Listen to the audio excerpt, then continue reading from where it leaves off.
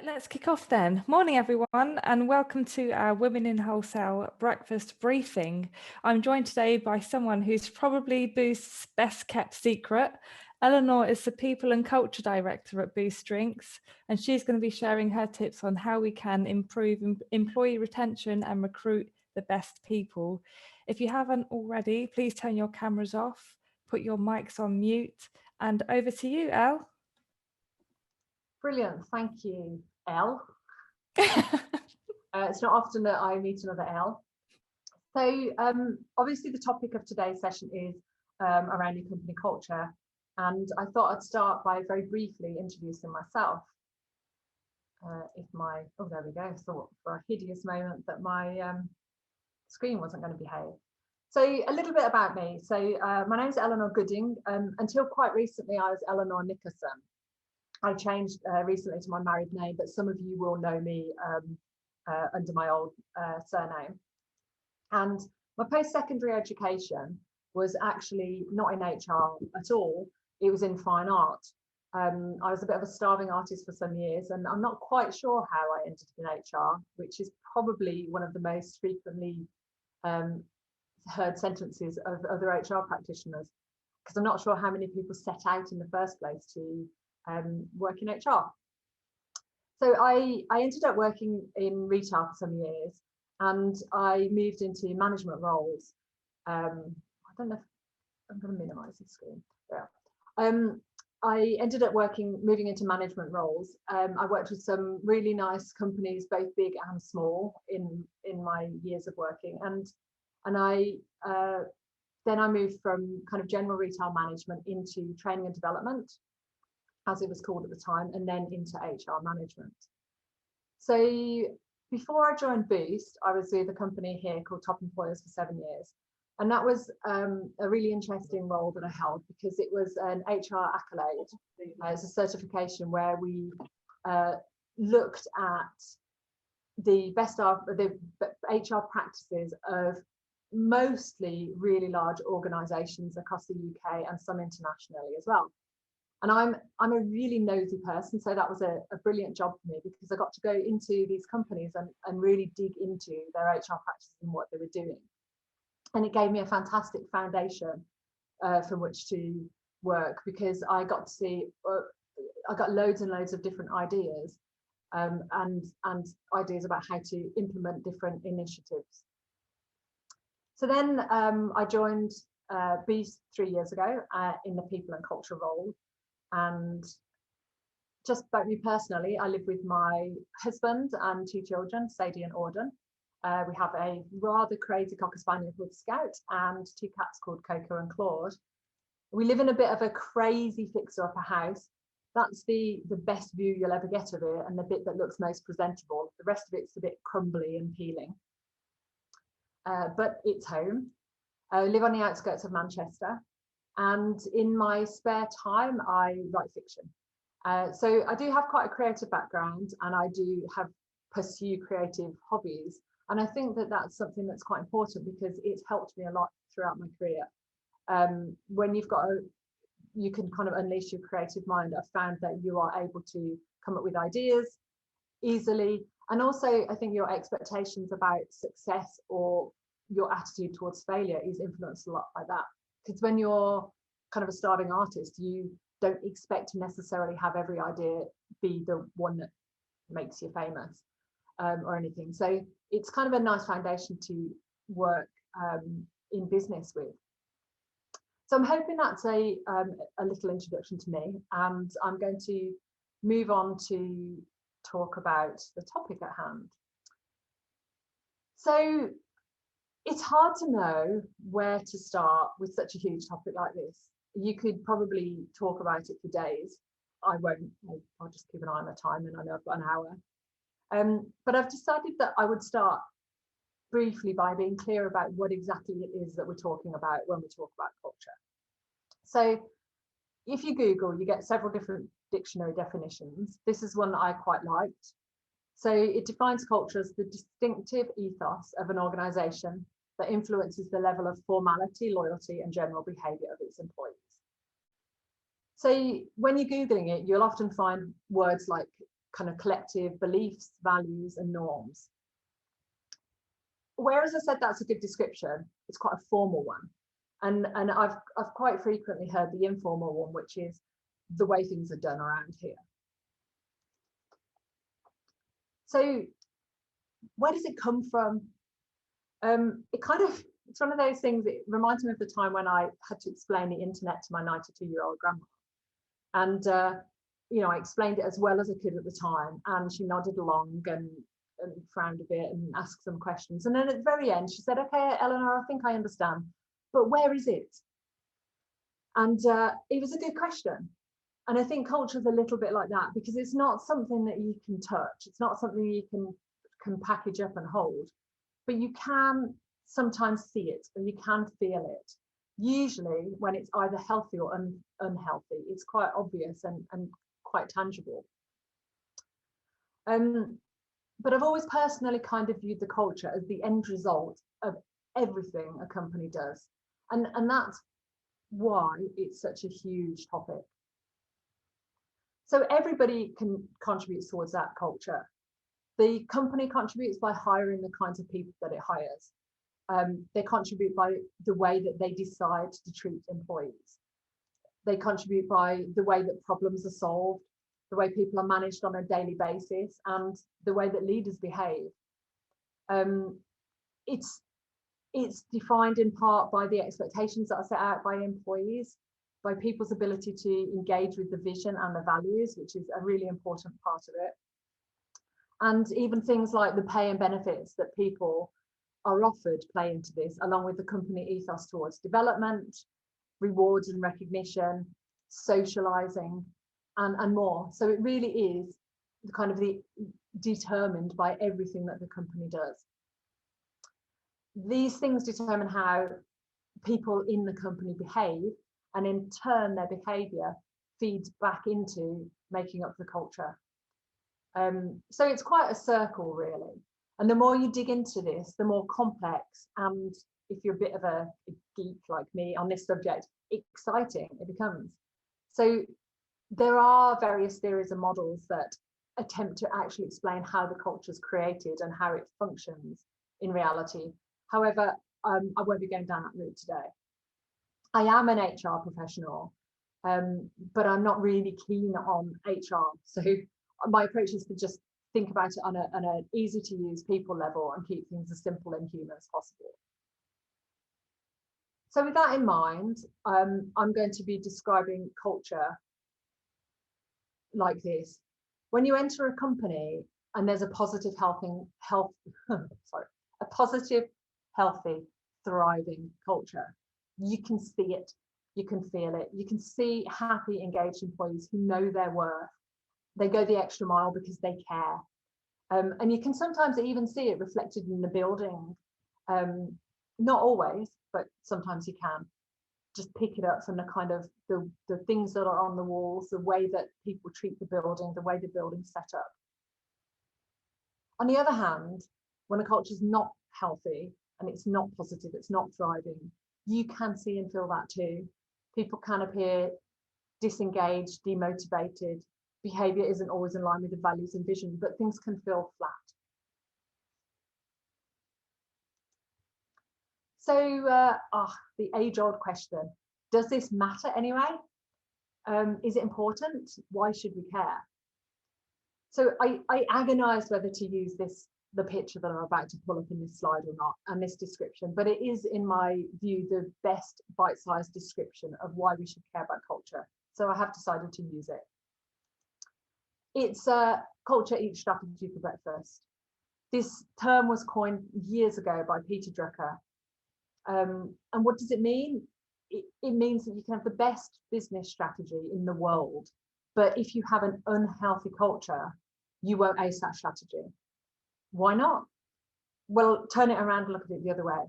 If you have a thriving culture where positive employees are really engaged and where the company is trying to succeed, you're going to get the best possible results because everybody's pulling together in the same direction positively as hard as they can. So turn that back around. If your team isn't engaged, if the culture is not positive, or worse still, if it's toxic and people aren't aligned with your vision, you won't be getting the best results that you can. And sometimes that can actually actively work against the strategy. Then if you throw into the mix as well, that on top of that, people tend to want to work for companies with really positive, healthy, thriving cultures. So those companies will often be the places that attract the kind of cream of the crop when it comes to talent. So that also gives a competitive advantage to those companies. So you can kind of see how that plays into strategy. So overall, I would absolutely say yes, culture matters. It's also really important to note that you have a culture regardless of whether you want one or not.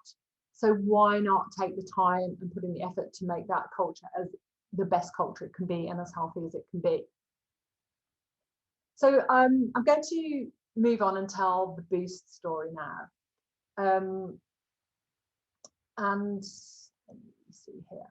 Okay, so I've told you a bit about myself at the beginning. One of the things that's really important to me is I really, really need to love the job that I do. I'm one of those people who I can't go to work and then shrug it off when I get home in the evening and forget about it. I really do engage with my role. And I've loved all the jobs that I've ever had, but I love working at Boost more than any of those other jobs. I've asked myself why, and it's absolutely the culture. It's great, it's fun, it's exciting, it's dynamic, it's positively challenged. Like I'm positively challenged at work. And I'm supported. The company supports its people as much as possible. So it's definitely a culture of people being allowed to own their own jobs and of aiming high. And we don't dwell on the lows. And there are lows, of course there's lows. We don't get it, sorry, of course there's lows. We don't get it right all the time, like any other company. But we are trying, and I think intent goes a long way here. So it's a culture of people being allowed to own their own jobs, and it's a culture of really being quite ambitious. We're an SME and we've got quite a big brand, but we've got a surprisingly small headcount for the brand stretch. So we've got about 35 people in the team. But the principles I'm going to talk about today are actually can be scaled up and down to fit any size of any business. And in fact, I actually kind of nicked most of them from larger organizations and scaled them down to work at Boost. So they can be scaled up or down like that. And they also can be applied to teams within a bigger organization as well. So I joined Boost 3 years ago. And I'd absolutely love to take credit for the culture there, but it began a long time before I joined. So the company's in its celebrating its 20th birthday this year. And the culture began right back when the company began, when there were about 3 employees and famously a large family of mice stuck in a tiny office above the co-op on the outskirts of Leeds. So like many small startups, it grew organically for many years. And the main aim was always about commercial health, commercial success, and growing the brand. So the culture grew by itself. So when you leave a culture to grow by itself, it will take on the attributes of the people who are at the helm. Now, Boost was founded by Simon Gray, who's on the right there, who is the owner and CEO still to this day. And during the first kind of decade plus, the focus being on commercial success, that's true, but the how that success was achieved was extremely important to Simon. So making good relationships has always been really important to Simon and therefore to the company. And Boost has been very, very good at making good, strong relationships. In the industry, Simon is known as being a good guy, and he runs his company this way, and he's known for that. So he's known for being fair and for being kind, but at the same time pushing the company to be successful. So like many SMEs, the company ended up definitely at the beginning, at least, as a reflection of Simon and the way that he chose to work. So there's loads of words on the screen here, and I'm not expecting you to actually read them all, but I've decided to share this with you because I think it's quite important for something that happened quite early on when I joined in the company. So I joined in 2018, and Simon had started to take a real genuine interest in the people and culture side of things, and he wanted to focus more on that in the business. he felt that the commercial growth had been great, the brand was in a really good standing, and it was time to look at internally at people and culture. There were no major, massive, glaring problems. The company was in good standing, and people generally enjoyed working there. So the mandate that I got when I came in was to strengthen the culture and to take people things up to the next level. So my starting place in this company was a good one.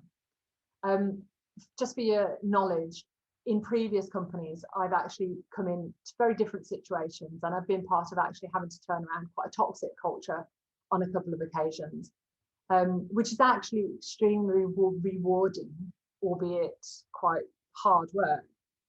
But essentially the principles that I apply, wherever your starting place is, are the same principles.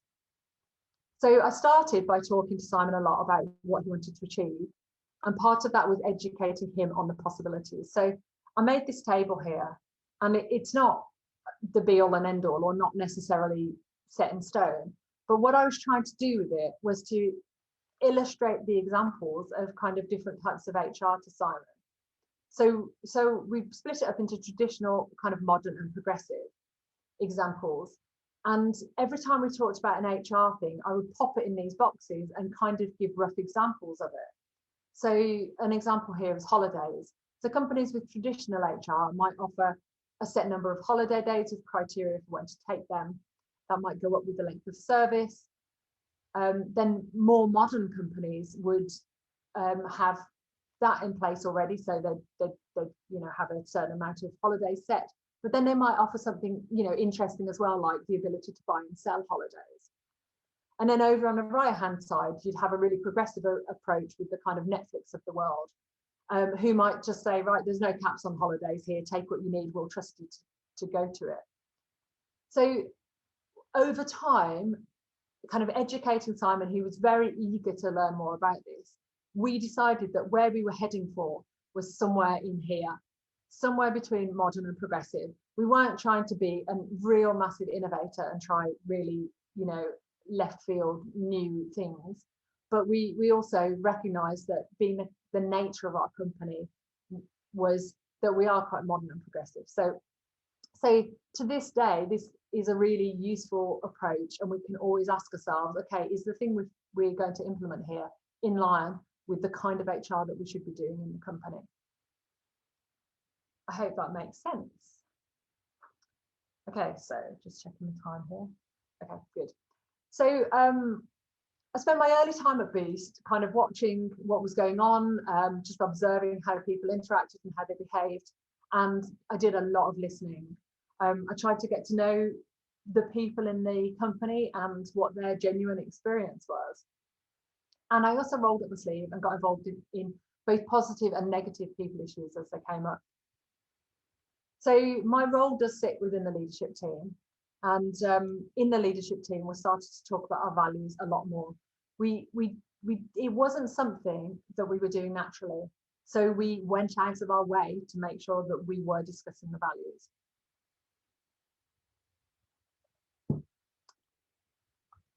So along with the values, and when you start talking about this, and when you put the people agenda onto the table there, you end up ultimately talking about behaviours as well. So into our everyday language came the words values and behaviours. And then there's a really nice phrase that our marketing director uses. He says that the leadership team casts a shadow. And we were really aware of this, and we wanted to make sure that the shadow was a good one, because it's that shadow that sets that tone for the company, and our behaviour as leaders completely sets the tone. So we also took a long look at ourselves, and we started to do a piece of work which is still ongoing, just to concentrate on the leadership team's development. So every 2 years at Boost, we commission a piece of work which is called Brand Health, and it's a lovely piece of work where we have a consultant who sets up interviews face to face, or during COVID times over screens usually, and she meets with partners, customers, and everybody in the business, and asks questions about how we're doing. It's extremely valuable. Boost has done it for some years, but joining in 2018, I was able to see the most previous ones. That was 2017. And then we also ran it again 2019 when I just settled into my job. So we saw lots of trends, both positives and negatives, when it came to people stuff within that brand health. But we did get some negatives about how we were doing. So we got things like that the leadership team micromanaged too much. We had a very loud and clear message that we didn't deal with problems in the company very well. And we were told that our communications weren't great. And of course, you don't want to hear things like that, especially when you think, well, this culture is great and we're doing really well. But they were legitimate. That was people's legitimate experience within the company. So then we had a choice. Do we want that to be their experience, or do we not want them to be that experience? But overall, people had always loved working for Boost, and they did enjoy working for Boost. But we recognised that we needed to do some work on things to make it better. I've shared this screen because I think it gives a nice flavour of the company and of some of the things that we do together, whether they're in the office, serious work based, or whether they're social activities. As we started to talk about our values and behaviours more, we started to see any behaviours that stood out, both positive and negative. So from previous experience working on cultures, I knew that I wasn't going to be able to get us to where we wanted to be unless everybody was aligned with their behaviours. So we started to work on those. We started to train our managers. We started to try and get feedback flowing more effectively in the company. We started to regularly discuss people issues and get managers at all levels involved in those discussions. We started to address any behaviours that weren't aligned with our direction. And we started to try and make sure we were giving positive feedback on good behaviours. This is a work in progress, and I think it always will be, but we are making great strides with it. We also overhauled our review system so that it supported the kinds of conversations we wanted to be having with our people. And we also put a section into our reviews on values and behaviours, and that directly links to people's annual performance bonus. So it was quite interesting because during my first year and a half, I sometimes felt like I never produced anything. I felt like I spent my first year at Boost talking to people. And some days that's frustrating. Some days I felt like I wasn't getting anywhere, but I knew I was doing important work that was part of laying the foundations for the next stage of our growth. So it was definitely time well spent. During this time, some people left. Now, people don't tend to leave Boost very often, or we've got very low turnover. But you know, I think there was a bit of a fresh air blowing through the company, and some people decided it wasn't the place for them, and that is not an unhealthy thing. But then on the flip side, what we started to see was other people starting to flourish, and that was exactly what we wanted to see, and it gave us kind of validation that the environment that we were creating was working. So then we would just get into a strong position when COVID hit. You know, I'm sure that we could probably spend a whole day, or definitely the rest of this session, talking about COVID and how we handled it, and listening to your stories of how your companies have handled it too. But I don't really want to dwell on that too much today. But I would like to say that at the beginning, what we decided to do was to set principles to help us make our decisions as we went through COVID. So we set those principles, and they were to follow government guidelines, to look after the health of our business, and to look after our people. And they were in that order too.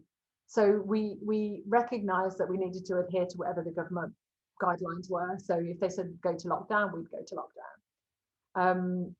Looking after the health of our business, we needed to make sure that people had jobs. We needed to make sure that our business was still able to function, able to work. And then looking after our people. So we tried to identify what our people needed really early on, and tried to support them in that. And it actually, I think, like, I'm a big believer in setting these principles at the beginning of things, because if you have principles or parameters, all of your decision making flows really easily behind that. COVID has actually given us an opportunity to try things differently that we hadn't tried before and that we wouldn't have tried if it hadn't happened. And it's actually given us a chance to thrive in a way we didn't necessarily expect to. So the only other thing I really wanted to say about COVID was, before COVID, the only engagement research that we had done formally at all was the brand health every 2 years.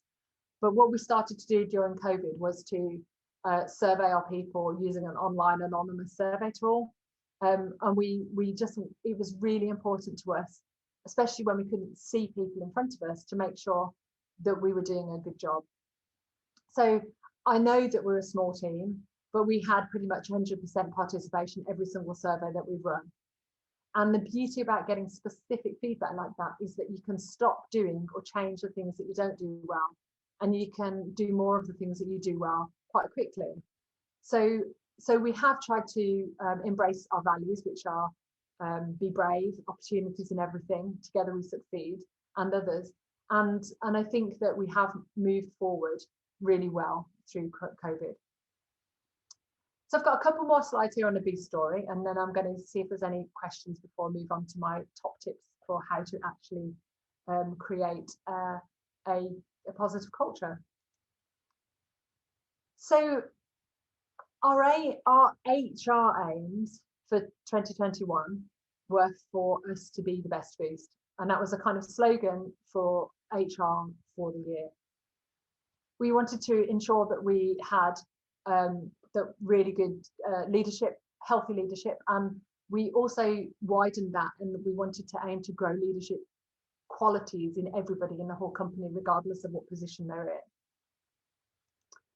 We wanted to make sure that we were performing well, and as part of that performing well, we needed to make sure that our people were developing, that we had good practice in place for setting goals, for making sure that everybody had clear expectations, for transparency around how we were going to be judging performance, and how we would support people through difficulties if performance wasn't on track.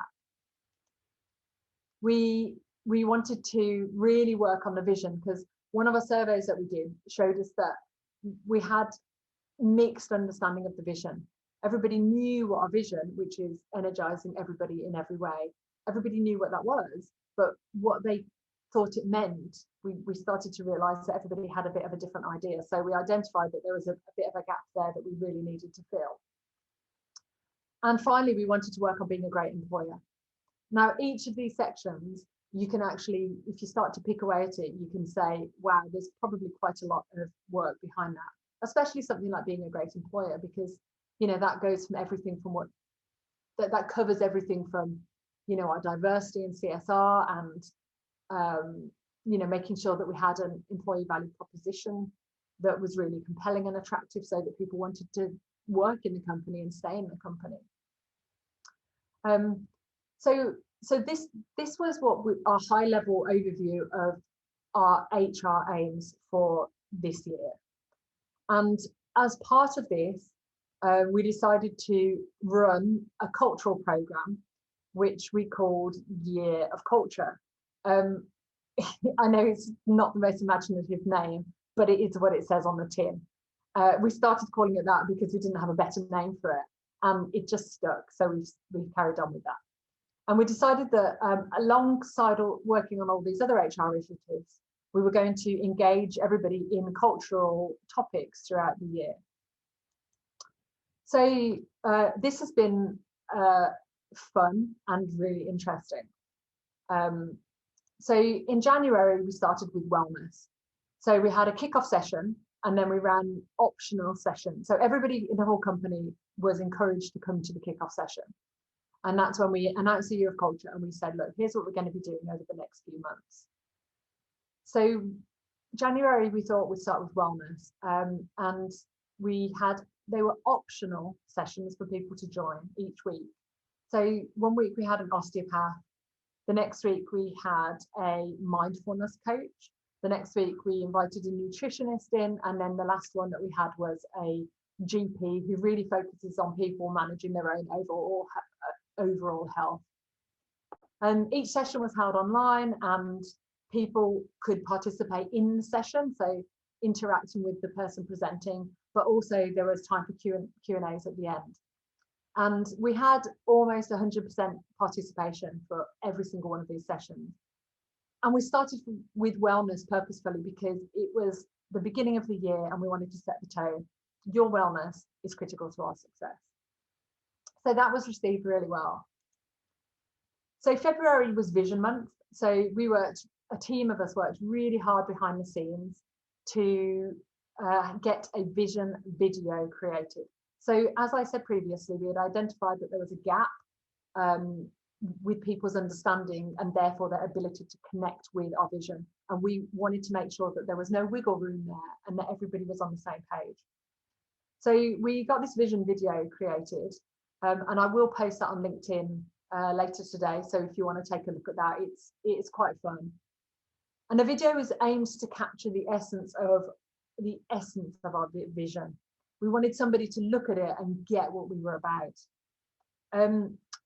It did that well, but interestingly enough, I think it also captured the culture quite well, because anyone watching that video can instantly get a feel for what we're about and what kind of company we are, and a feel for the people who work at Boost.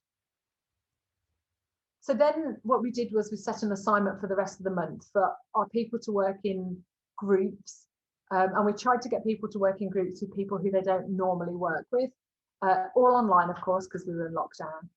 And we set the assignment for how to each group to create a mind map for how to bring that vision to life. And that included getting them to debate and discuss barriers. So what stops you achieving our vision? It included things like getting them to further define what the vision meant to them and all the areas that our vision affected, or how we could work in different ways to achieve our vision. So it was really open and quite anything. And then at the end of the month, we all sat down on a Zoom session together. We tried to make it fun and feel really casual. So we actually sent out clotted cream teas in the post to everybody and told everyone to put the cuppa on before their session. And so we could all sit down and do something communally, even if we were actually remote from each other. But the level of engagement and participation blew our minds. Like, it really did. People were so engaged with it. They put so much time and effort into it, and each team produced something really different. So what we're doing with that is we've taken it away and we've been doing some work behind the scenes, and we're amalgamating it all into one large thing, which we're going to get put up on one of our walls in the office, including a section for where we can add and take things away as we, have successes or face hurdles during the year. So by March, we were really busy, and we had 2 months where people had engaged outside of their normal work responsibilities on cultural issues. So we kind of read the room and realized that people wanted a little bit of a break. So we spent that month asking the company to participate in simple questions that told us how they felt about our values and how they interpreted our values, what they thought about our values. And this was really information gathering for myself and the other HR professional at Boost, so that we can go away and pull together a values program to really help the values come to life more. So that was a low maintenance kind of month on it, but it was still really important. And the fact that we're talking about these things show the company that these are things that are important to our culture and that we want to invest in. So by April, so in April, we have a lot of people with kids, and quite young kids in some cases in our company. And you have the Easter holidays fell into April. So April felt like quite a short month. So we thought we'd have something that would be quite easy for people to participate in and kind of light. So we did start with an Easter egg painting competition. We had some interesting entries for that. And we called it Creativity Month. And what we had at the beginning was we had one mandatory session with everybody in the company with an expert on unleashing creativity, who took us through exercises and so on, but really trying to say, why is creativity important at work? How can it be useful in the workplace? What does creativity add? And then we had weekly optional sessions for people. So we had a photographer to teach an iPhone photography session one evening over drinks. We had a lunchtime, we had an artist in to lead an online art session. And finally, we had a session by somebody who runs a company called Creatures of Habit, who taught us about different kinds of habits that we might have that we didn't even know about, how to identify them and then how to change them. So that was another interesting month. So by May, May was Get to Know You month. So for quite some time, we've been asked if we would do some kind of personality profiling. So we took the entire company through Insights personality profiling with a third party facilitating that. And that meant that everybody had to fill in some questions online. Then we all got sent out reports, and we all came to 2 communal 2-hour sessions online where the facilitator explained how to use the reports, what the results meant, and started to teach us how to use Insights to communicate better with each other. So that ticked the box for us getting to know ourselves better, but also us getting to know each other professionally better. So alongside that initiative, we also ran something in our Teams chat function. We set up a channel for cultural stuff, and we had a Guess Who channel. So we encouraged people to send in photographs of themselves as a kid, or their mantelpiece, or their garden, or their pet, or send us a story about their life. And then each day we would put up a photo or a story, whatever, and everybody had to guess who that person was. So each week we would tally that up, and then we on a Friday we would say have a hurrah, and the person who got the most points would get sent a board game of their choice. So, you know, we do have a healthy budget for HR stuff at Boost because Simon has bought into it 100%. But I know a lot of companies don't have budgets that are as healthy, and there's always something you can do. The Guess Who thing was fun. It engaged people. It made people smile. It made people excited to see what's coming up today. And then people got the board game, you know, who won a week. And, you know, that must have cost us no more than £100 and a bit of time. But it was just a really easy win. So all of that added up to be May Get to Know You month. So then for June, we actually had a nap on cultural stuff. June is the month where we do a lot of prep for our annual strategic planning. A lot of people are pulling a lot of stuff together, and we didn't want to add anything else to the workload. So that is what we've done on our cultural calendar so far.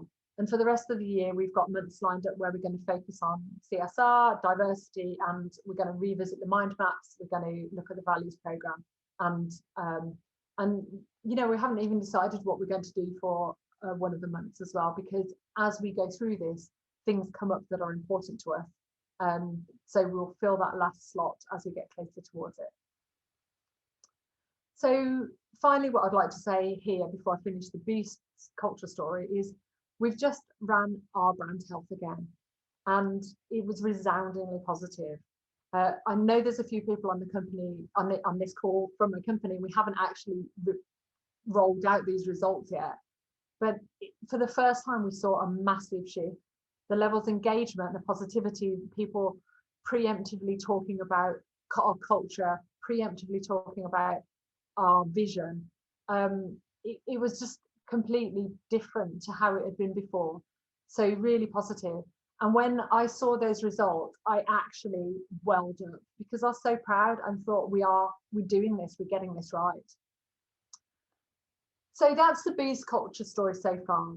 So for the rest of this session, I'm going to take you through my key top tips and steps that I have for creating a healthy culture. But I just wondered if there's any quick questions at the moment.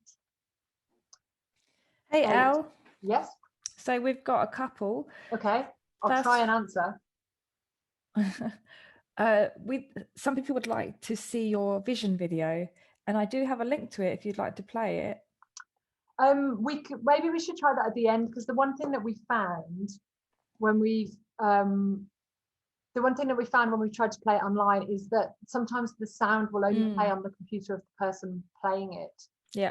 And I'm just worried that that's the case. So maybe what we could do is to try and play it at the very end, and anybody who wants to see it could stick around. And if the sound doesn't work, then I can just share the link to it in the chat function. Yeah, brilliant idea.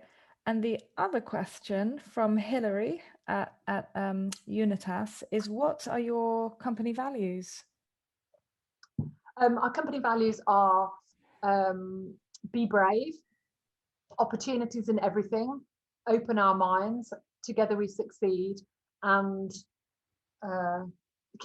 simplicity is key. Brilliant. So, and you know, they are very useful values, and to some extent they are lived, and to some extent they're aspirational. So it's a good cross. We're not there yet with them. We're still actively trying to be better on all those things.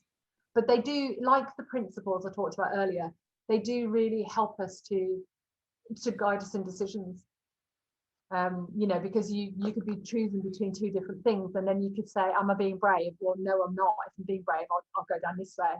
But if I'm being safe, I'll go that way. So I'm going to be brave. Okay, so I'll continue with the last section, because I think this one will probably give you some takeaways. And we would really like at the end, if anybody particularly has something that they're going to take away from this, we'd love you to share that in the chat so that we know that this has been useful. Okay, so how to create the culture that you want. So this is just going to be some bullet points that I'm going to talk you through. And I was really torn with where to start with this, because there are a few things that are critical that could be starting points. But what I'm going to go for is that it needs to start from the top. You will never be the best that you can be without buying from the top. And at Boost, we are extremely lucky because Simon embraces and gets the importance of culture, and he's very open to he's open to learning. And you know, one of his catchphrases is, I don't know what I don't know. And he allows us to be experts and tell him and educate him. So we do have that buy-in at the top, which is extremely important and helpful. It's very hard to make genuine change in your culture if you don't have the leadership group on board with this. So the second one I've got here is that I also believe that HR should have a seat around the senior leadership table. And if you have to fight to be that, I would fight that battle first, because everything is easier if the people stuff and the cultural stuff is taken seriously at the top. And if that can consciously be put on the table as a discussion, then it will rise up in the agenda, and there will just be that buy-in more easily. So, that didn't, oh, there we go. So the next thing I'm going to put here, and this is, I'm going to refer more to companies previous to Boost in this case, but obviously with Boost, we did some of this too, but you need to deal with your problems. It is easier and better to start from a really healthy, good, clean slate. But sometimes I recognize that you can't always do that. But what you can't do is ignore your problems. So, you know, if you can deal with your problems first, brilliant. If you have to deal with your problems along the way, then that's fine. But what you can't do is ignore your problems, because if you ignore them, they will undermine every good thing that you try to do. So what I mean by that is, if you have behaviors that aren't aligned with the direction that you want to go in, and you allow those behaviors to keep going, they will always undermine what you're doing. When I worked in a company years ago, when I was part of turning around an extremely toxic culture, we spent a year just dealing with that, turning behaviors around, and then after that we went, right, now we can kind of start on the cultural journey that we want to take. So the next thing that I think is really important here is to understand your business. So set your HR to suit it. So I'm referring back to that table that I showed you earlier that I made for Simon. So there's no point in doing super progressive HR if you are by nature a traditional company. Likewise, there's really no point if you're a quirky, progressive, innovative company trying to implement traditional HR strategies. It's not going to suit you. So I'm a really big believer in clarity. So if you take the time to really say, what is the nature of our company, and then do things that are aligned with that, it will help you every day. So next is define your culture. what do you actually want your culture to be like? What do you want to achieve? So what we did was we created a cultural statement. So I'm going to share that statement with you now. And this looks like a couple of paragraphs, but it was actually, and it wasn't months worth of work like every day, but it took us months going back and forth with a group of people. So it starts with this: a Boost are a passionate bunch. We're passionate about what we do. We're passionate about each other. We're passionate about our vision to energize everybody in every way. We want to be the best Boost that we can be, delivering the strongest results we can for our people, staying true to our values and having fun along the way. Everyone is valued as an individual for our personalities and for the diverse skills and experiences we bring. We are nurtured to develop and thrive. We collaborate and positively challenge. We dream big whilst keeping it simple, and we take advantage of our agility to pursue opportunities aligned to our vision. We celebrate when we win. We don't fear failure, and we learn from our mistakes. We're energized and we energize and we are proud of it. Welcome to the world of Boost. So like I said, that was quite a big piece of work we actually did to get to this. And then as soon as you can define what you want to do, you can then say, how close are we to this? So this statement, some of it is stuff we currently deliver to our people. And there are people on this call right now who are in our company who will recognize parts of this. And that equally, they will say, and we're not quite there with other parts of it. We know that. So this is also aspirational too. This is where we want to be. So what we did next was we drilled down into it. So I'm not going to go into massive detail in all of these things, but I really want you to have something useful to take away and see how we went through this process. So I'm going to just drill down into it a bit. So we took that statement and we divided it into all the different components that are part of it. So we literally pulled lines out. So we're passionate about what we do. Okay, are we? Yeah, we're pretty good with that. Do we need to do anything there? Yes, we need to be aware of it. And we need to make sure that when we hire people who have the capability to be passionate about what we do. So we need to hire people who, working for Boost, will add something positively to their lives. We're passionate about each other. Do you know what? People at Boost really like people at Boost. I think we're doing really well with that one. Do I need to do anything? Do we need to work on that one? But we need to keep hiring passionate people. We need to facilitate collaboration. We need to do things to help bring people together, especially in the COVID climate when we can't get together. So, you know, we just need to facilitate that to make sure that people can be passionate about each other. We're passionate about our vision. I've already talked about our vision, so I don't need to dwell on this one much further, but it was critical that people could get excited about it and that people could understand how it links to them. So we are doing some other things here as well. So I said that we've put a part on vision and values into our annual review and our conversations, but we're also making a box in people's role profiles. How does my job contribute towards the vision? So that people can consciously be really thinking about that. We want to be the best Boost we can be. Do you know what? That's probably the most misleading line in this whole thing, because it just looks like a simple, oh yeah, we want to be the best Boost. But so much of the HR work that we do and have to do probably over the next 3 years would come under this line, because that's all about us being a good employer. It's all about us having the right employee value proposition. It's all about us being fair and inclusive and diverse and in participating in CSR and all those things. So that's a huge amount of work for a little line, as is this one as well. So again, and I mentioned this one earlier when I talked about our HR initiatives for the year, but we need to make sure we're delivering strong results. Dig into that. What does that mean?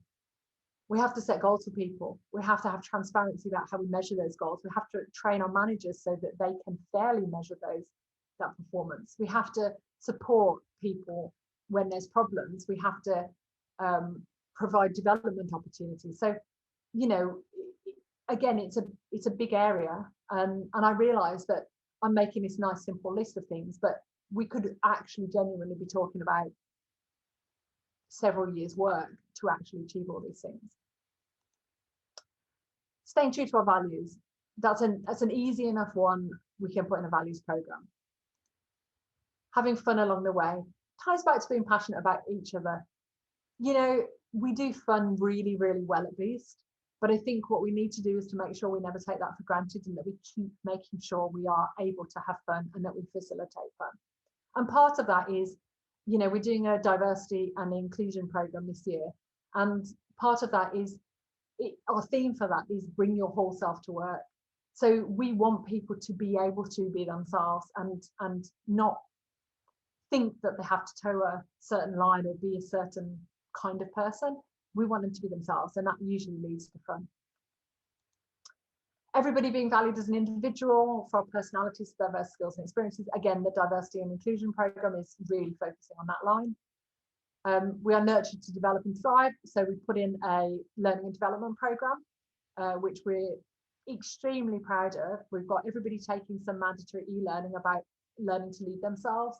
We've got people taking Institute of Leadership and Management certificates. We've got coaching groups for managers. We've got all sorts going on, and it's none of it is rocket science, but it is making a difference.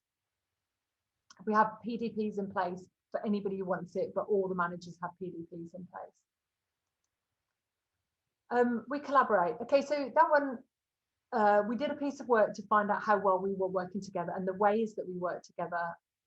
We looked at them to see if they were effective, and that ended up giving recommendations to us to be saying we need to up our technology, we need to look at some of the ways we work, we need to be better at meetings and so on.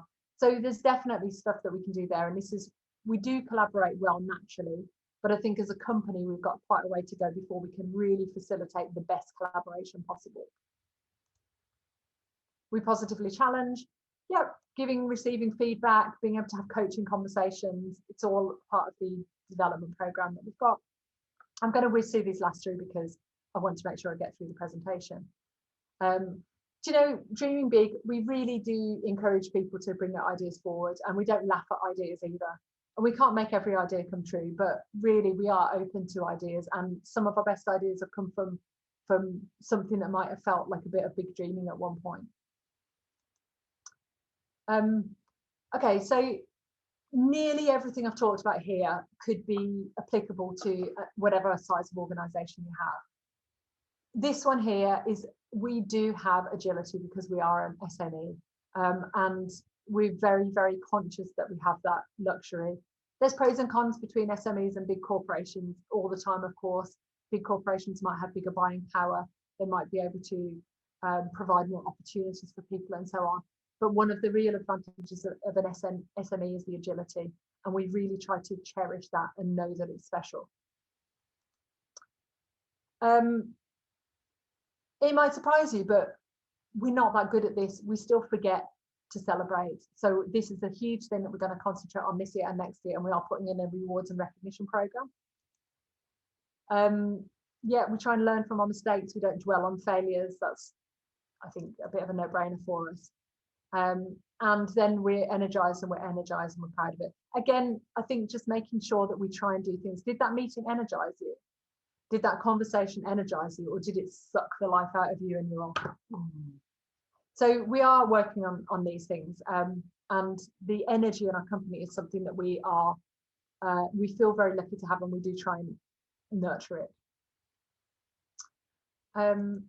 Oops, okay, so I'm going to show you that slide next, but okay, so I've just lost myself a second. 1 second.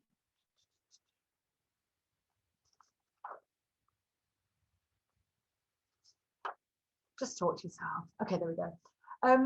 Okay, so one of the things that I said you could do earlier is really try and pick off any low-hanging fruit. So I'm just going to give you one quick example of that. And we didn't have a formal EVP, so employee value proposition, in place. For those of you who don't know what that is, it's the kind of package of everything that somebody gets in return for their time, skills, and engagement with the company. So we've started to put this together. It's not been rolled out yet, but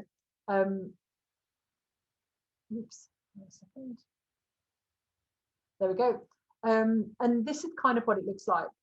And the reason I'm sharing with you this now is because whether you've got an EVP in place or not, it's quite an easy thing to actually pull together because you already offer your people things. So we took a look at the things that people really got when they work for Boost, and they're a vibrant culture, a really good development program, competitive pay, good benefits, social activities, a modern work environment, a wellbeing program which is in its infancy, but it's there, a CSR program, again, we've only just started to roll this out, but it's there, and to work in a dynamic and quite progressive brand. So these are going to be the foundation parts of our EVP. But something like this, being able to package it up and show it back to people and say, this is where you work, this is what you already have, and then show them all the other things that we're working on. We hope that helps people go, oh yeah, do you know what, I work somewhere good. So back to the list of things here. So we've talked about all of these bits. So then the gap analysis is basically the process that I just went through, where you pick apart your defined culture and you say, where are we on this? So what's the gap? Are we miles away from it, or are we quite close to it? And then you make a plan. Just make a plan to do the work you can. And obviously, like I've just said, starting with the low-hanging fruit is really, really important. Because it will give you some wins quickly, and it will make you feel like you're getting somewhere, and then it will give you the time to focus on the bigger projects that take more time. You need to check in how you're doing as you go along. You need to talk to people, you need to watch, you need to observe what's going on, you need to listen, you need to ask. And if you don't know, you know, you should just be open with the business and ask your business how we are doing with this, because they'll tell you. And if you are open, they will give you feedback that helps you. They'll be part of it. They'll want to come along on their journey. And I think that's really, really important. And so finally on my list is just sharing everything, being really open as to where you are. And one of the things we decided to do was to create this, where are you? There we go. We created this simple one-pager to try and show people at one glance how the culture stuff fits into everything else. So the foundation of our pyramid is our culture. So right in here at the box in the bottom is that culture statement that I read out to you. Then we have our values. So these are the way that we decide to do things. We have our strategy. So how we are going to approach our objectives. And at the top there, we've got our vision. And so people can instantly see that we're not just about the commercial success here. We can't do that without having this culture. We can't do that without having our values in place. It's all tied together, and it's all really important to each other. So, sorry, that went right on there. Does anybody have any questions? I might stop sharing now, actually. Hi, Al. Yes. I've got a question, actually. So absolutely incredible presentation so far. Thank you so much. You've clearly put a lot into that. How do you scale what you're doing? So you've got a team of 35 people. I come from a team of 800 people. So what happens when Boost gets bigger and bigger and bigger? How do you keep that culture going? I think, do you know what, when you've got a culture like that and you grow slowly, it's actually not that hard to keep going. You just need to really do it consciously. I think that's the, you know, at the very beginning, I said that cultures can grow organically or be left. You know what, we've just had this good feedback, but my message to the leadership team is we can't stop this now. We have to keep going it. We might ramp it up or down at times if we feel it needs it, but we have to be conscious about this is something we're trying to achieve. To go back to how you can scale that, the principles that I went through about how to create the good culture can be applied whatever the size of the organization. So you do need the buy-in from the top. If you've got the buy-in from the top, everything gets easier. But when you're in a really large organization, I think that you have to admit that to some extent, as much there is one kind of culture set for the business, but each team is almost like a small business in itself when it comes to culture. And it will need to be managed that way. And you can have a really big culture with pockets that are healthy and pockets that are unhealthy. So if you know, if I was at the helm of HR in a bigger organization like that, I would be really focusing on making sure that each function or department or team or whatever is aligned as part of the bigger culture that one team. Thanks so much. I've actually shared the YouTube link on the chat. Brilliant. So we can close the session by just playing that. What is a vision? Left arm. A vision is the ability to think about or plan the future with imagination and wisdom. A vision is outrageous, ambitious. It takes us on our journey. The route will change and evolve, and we'll use all of our energy to get there. Just try stopping us. Do we really need a vision? Yes. It defines our destination, brings us together. It's what gets us up in the morning. Life's more interesting with a vision, and we don't do dull. In all the years we've been around, we've never stood still. We're proud of our culture. It sets us apart and glues us together. It's the fuel that powers us forward. We bring it, we share it, we show it. Our vision, energizing everybody in every way. Let's break it down. Energizing. Why settle for okay when you can smash it out the park? We bring passion, focus and energy to everything we do, day in and day out. We move fast and pack a punch. We find opportunities in everything. We embrace change, and we want everyone to feel our energy. Everybody is welcome on our journey. We are unique individuals. We are one team. Together, we are unstoppable. Listening, learning, evolving and involving. In every way, our vision will influence us. It's the energy we bring to meetings, even the ATM ones. The focus we bring to our relationships. The support we bring to our community and the world around us. It will help us adapt and guide our choices here and globally. Our vision will help us innovate. It helps us keep it simple. It defines the way we work and how we manage ourselves. So what's next? Individually, collectively, working towards an exciting future today and tomorrow. Are you with us? Energizing everybody in every way. Boost.